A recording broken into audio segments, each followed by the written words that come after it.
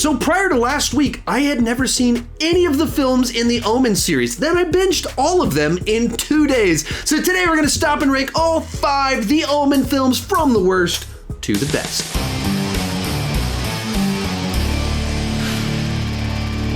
Hi, my name is Sean, and I love to talk about movies way too much. With that in mind, go ahead and join me down below in the comment section. Share your ranking of all 5 films in the Omen series. My list isn't the right list, it's just my list, and I would love to see yours.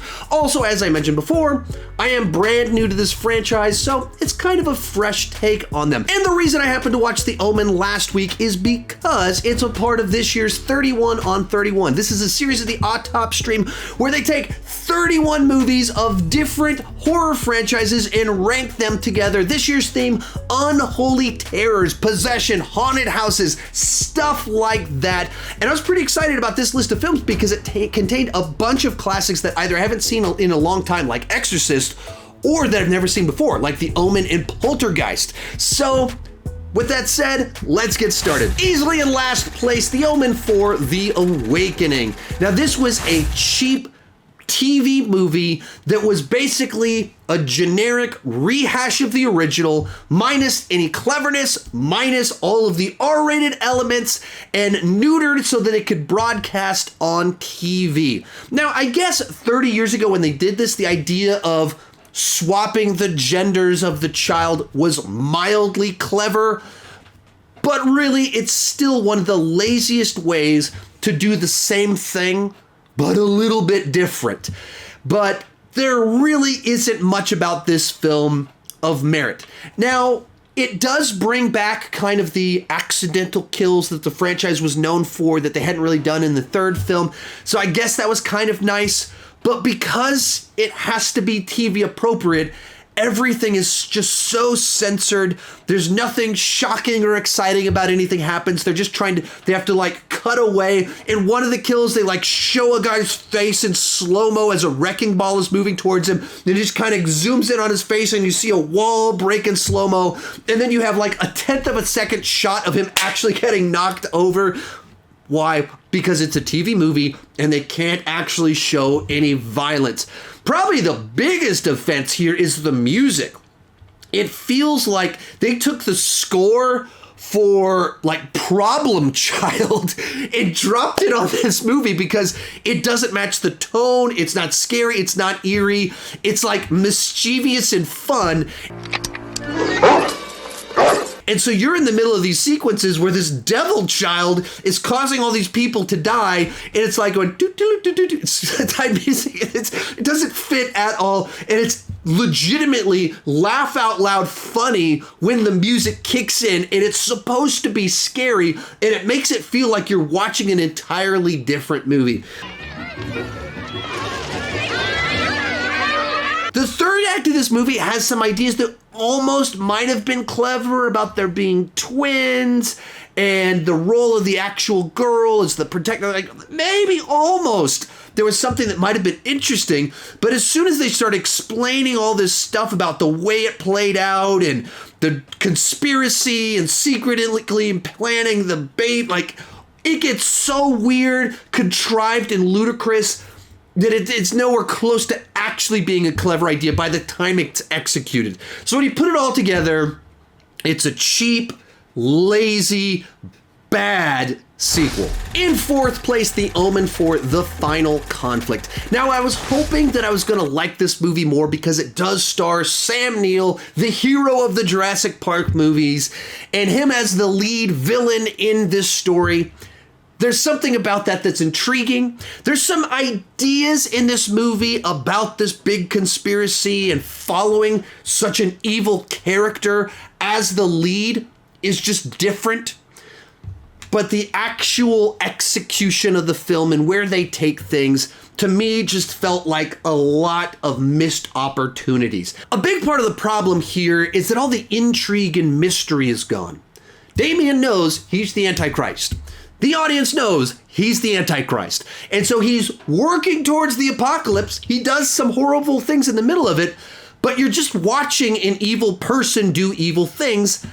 And that's not all that compelling or interesting. Now, for the franchise, one of the big disappointments here is that it doesn't have all that many kills. It doesn't have a lot of those kind of like mysterious circumstance deaths that the franchise is so known for.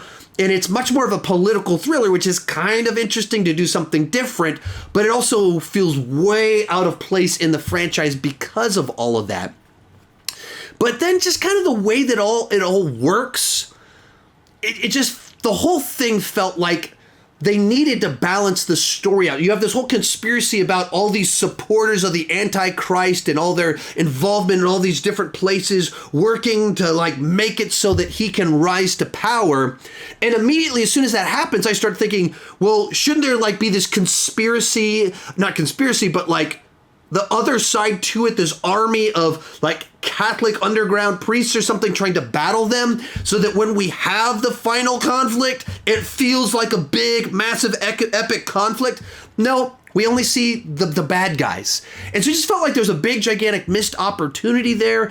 As we start to move into the move into the finale of the film, where evil is defeated, the story tries to do this big swelling announcement of the return of Christ, that the child will be born or was born and will rise. And on the one hand, it tries to have this big swelling note, but because the movie exclusively focuses in on Damien and his attempt to stop that from happening, it doesn't develop the conflicting ideas of like, is the apocalypse coming or is Christ returning to end all suffering? And so it tries to like celebrate the victory of it without doing the hard work of actually building up to that for us to feel the victory of it. We don't have that other side. We don't have the heroes working against him because we're just following the perspective of these villains. And to that point, you have this plot line about Damien killing babies, all the firstborns, which of course is very biblical, ties back to like the allegory, the metaphor. I got it. I have a degree in Bible, so I'm tracking with all of this.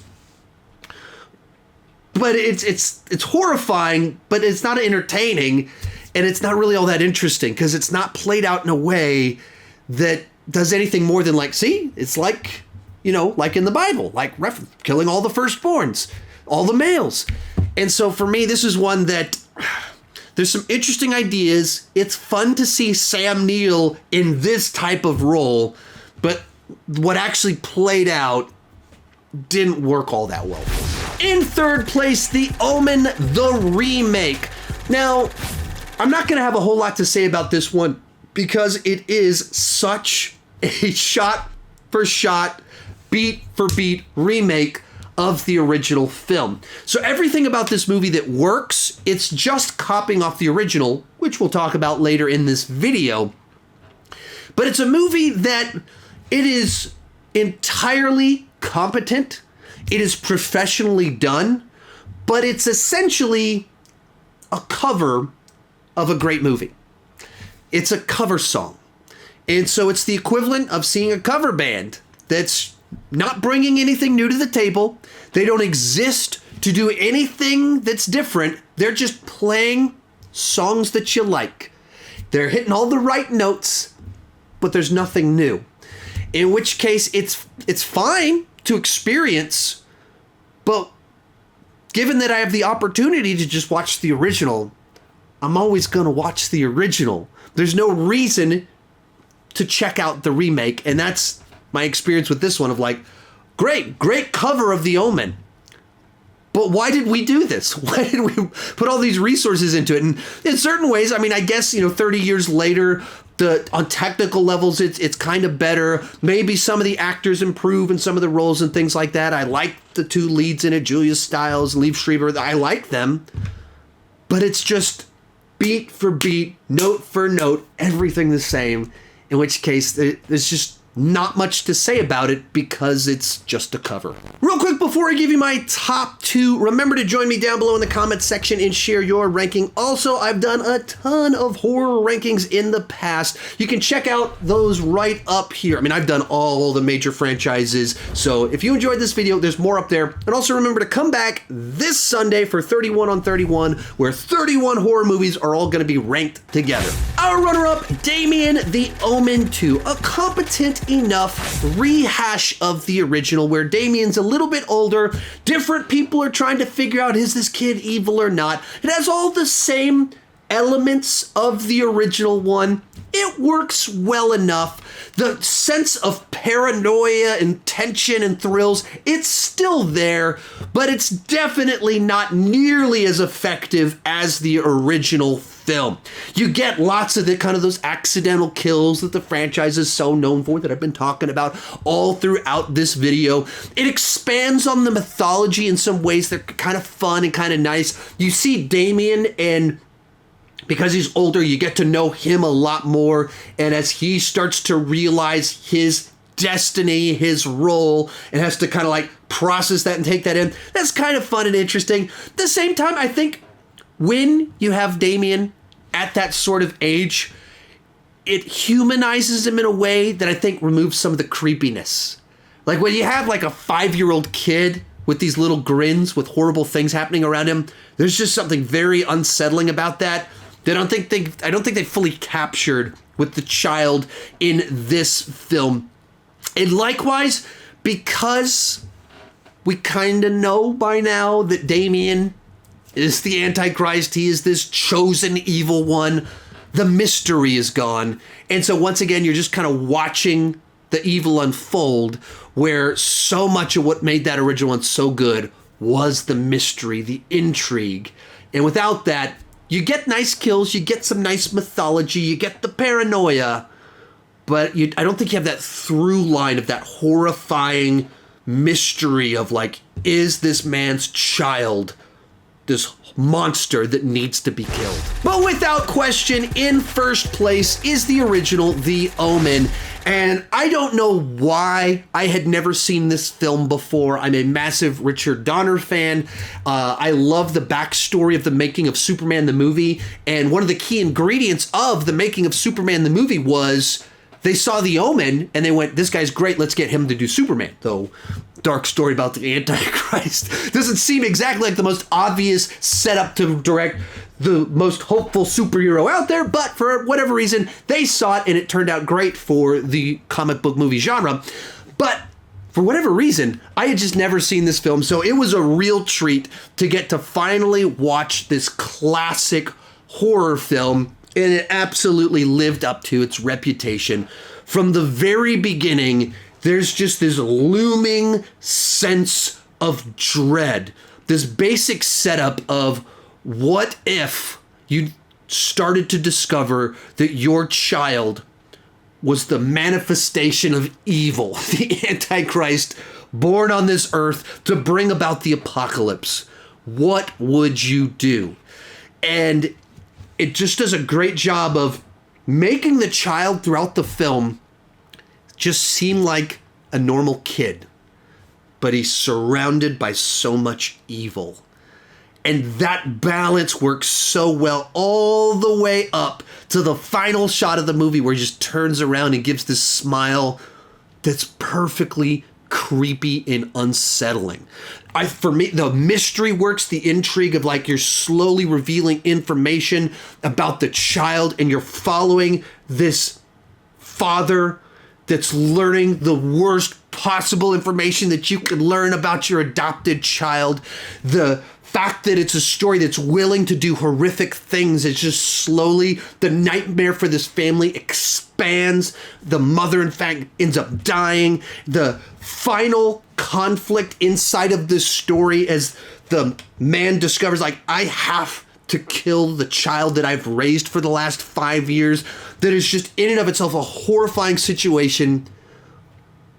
And the only thing more horrifying is the idea that this child would live to go on to be the Antichrist and bring about the apocalypse. And put all the ingredients together, and it's just a great thriller, great horror film, great mythology. And then the other thing that it does really well, I've talked about all throughout the video, is that it just kind of sets up this idea of these accidental kills, the mysterious circumstances that lead to death and maimings and injuries. And in a certain way, almost sort of a precursor to what they did in the Final Destination franchise, not quite as elaborate as that, but these where you just slowly see a series of things happening that ends with someone dying a gruesome, horrible death, which is a creative way to do kills while not immediately having that person being identified as a killer. So I hadn't seen it before, and to me, it absolutely lived up to its reputation. It is one of the horror classics, so without question, no competition here. It comes in at number 1. If you enjoyed this video, you can check out that playlist right over there for my other horror rankings. Also, remember to tune in this weekend for 31 on 31. I'm joining the Autop stream. It's me, plus the other 4 guys that they're going to do their 31s on 31 as well. Be sure to check their videos out. Thank you so much for watching, and keep talking movies too much.